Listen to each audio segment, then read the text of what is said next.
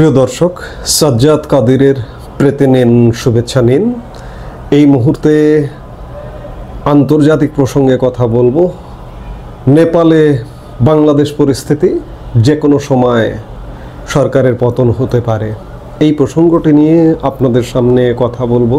গতকাল থেকে নেপাল পরিস্থিতি এবং আজকে আমরা যে মুহূর্তে কথা বলছি সেই মুহূর্তেও নেপাল পরিস্থিতি উত্তপ্ত এবং এই উত্তপ্ততা থেকে অবস্থা মনে হচ্ছে যে কোনো সময় নেপালের কেপি শর্মা ওলি সরকারের পতন ঘটতে পারে। আপনারা গতকালকে নেপালের খবর জানেন যে 21 জন নিহত এবং কয়েকশো আহত, এই খবরটা জানেন। এইরকম যখন পরিস্থিতি, তখন রাতে সরকারের তরফে ঘোষণা করা হয় যে সোশ্যাল মিডিয়ার উপর যে নিষেধাজ্ঞা জারি করা হয়েছিল তা প্রত্যাহার করা হয়েছে।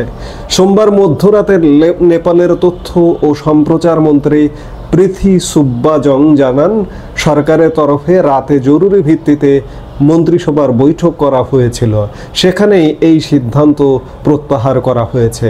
তবে সোশ্যাল মিডিয়ার উপর থেকে নিষেধাজ্ঞা প্রত্যাহার করা হলেও সরকারের দুর্নীতির বিরুদ্ধে আন্দোলন জারি করে রাখার হুঁশিয়ারি দিয়েছে নেপালের তরুণ প্রজন্ম।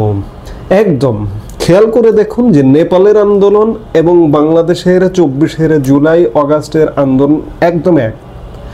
নেপালে সোশ্যাল মিডিয়া নিষেধাজ্ঞা নিয়ে তাণ্ডব শুরু হলো যে সোশ্যাল মিডিয়া নিষেধাজ্ঞা জারি করা যাবে না।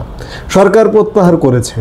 প্রত্যাহার করবার পরেও দুর্নীতির বিরুদ্ধে আন্দোলন জারি রেখেছে তরুণ প্রজন্ম। বাংলাদেশে কি হয়েছিল? বাংলাদেশে গত বছর জুলাই মাসে সরকারি চাকুরিতে কোটা আন্দোলন, এই আন্দোলন চূড়ান্ত বিচারে সব কিছু মেনে নিয়েছিল এবং তরুণ প্রজন্ম যেটি চেয়েছিল সেটি বাস্তবায়ন করেছিল সেই সময়ের আওয়ামী লীগ সরকার। কিন্তু পরবর্তীতে এক দফা আন্দোলন ঘোষণা করেছিল বাংলাদেশের জেনজি বা তরুণ প্রজন্ম। আজকে নেপালেও তাদের দাবি যে সোশ্যাল মিডিয়া থেকে নিষেধাজ্ঞা প্রত্যাহার করা হবে, করে নিতে হবে। সরকার প্রত্যাহার করেছে, কিন্তু তারা এখনো দাবিতে অনড়, কারণ রক্তপাত হয়েছে, 21 জনের বেশি মারা গেছে, কয়েকশো আহত হয়েছে। বাংলাদেশেও এমনটা হয়েছিল, রক্তপাত ঘটানো হয়েছিল, আহত হয়েছিল শত শত, যার দরুন সরকার পতনের এক দফা আন্দোলনে ঝাঁপিয়ে পড়েছিল বাংলাদেশের জেনজিরা 2024 জুলাই আগস্টে। অবশেষে 2024 5 আগস্ট সেই সময়ের সরকার, আওয়ামী লীগ সরকারের পতন ঘটে। আজকে নেপাল পরিস্থিতিটাও কিন্তু একই দিকে মোড় নিচ্ছে। এখনো পর্যন্ত আজকে আমরা যে মুহূর্তে কথা বলছি, এমনকি এই যে মুহূর্তে কথা বলছি কিংবা ভিডিওটা অন এয়ার হচ্ছে, তখনও হয়তো সরকারের পতন ঘটে গেছে, এমনটাও ঘটতে পারে।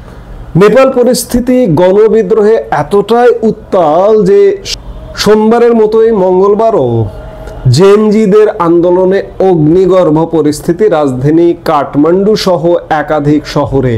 এই পরিস্থিতিতে কেপি শর্মা ওলি সরকারের পতন কি সময়ের অপেক্ষা, সেই দিকেই এগোচ্ছে পরিস্থিতি।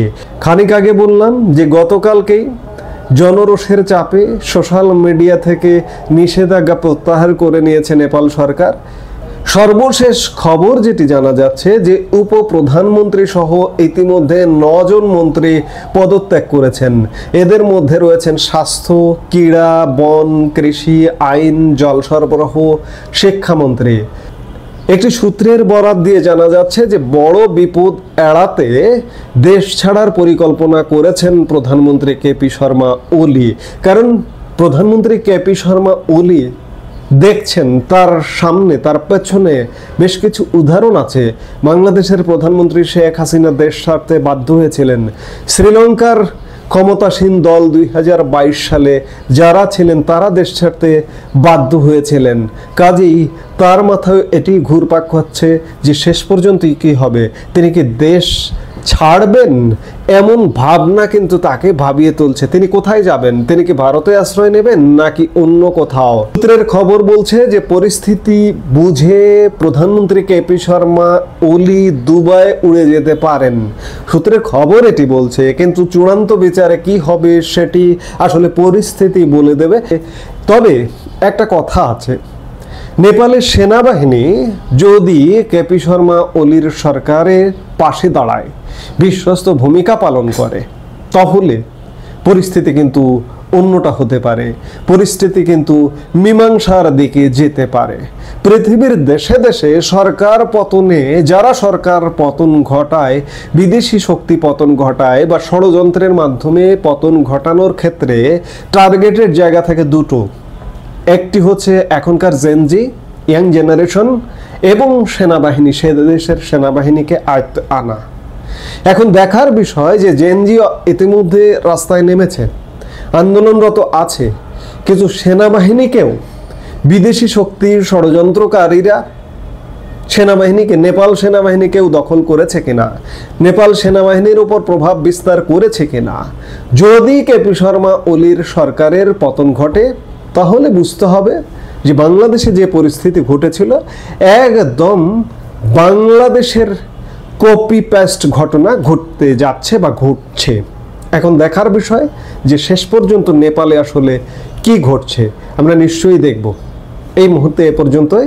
সবাই ভালো থাকুন, সুস্থ থাকুন। আমাদের ভিডিওগুলো নিয়মিত পেতে সাবস্ক্রাইব করুন Sajjad Kadir and the legends YouTube channel এবং লাইক, কমেন্ট, শেয়ার করে সাথে থাকুন।